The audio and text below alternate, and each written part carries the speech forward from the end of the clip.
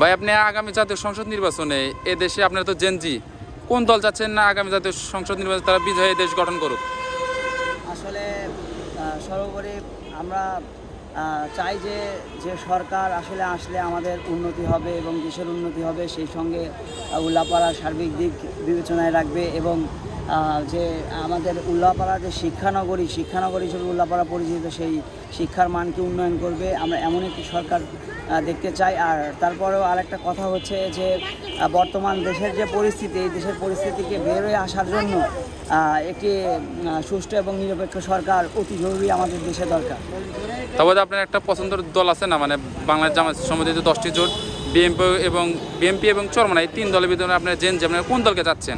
আসলে ওভাবে আমি ওইভাবে বলতে চাচ্ছি না। আসলে আমরা চাচ্ছি আমাদের জনসাধারণের চাওয়া পাওয়া এটাই যে যে আমাদের জন্য ভালো করবে সেই আসুক।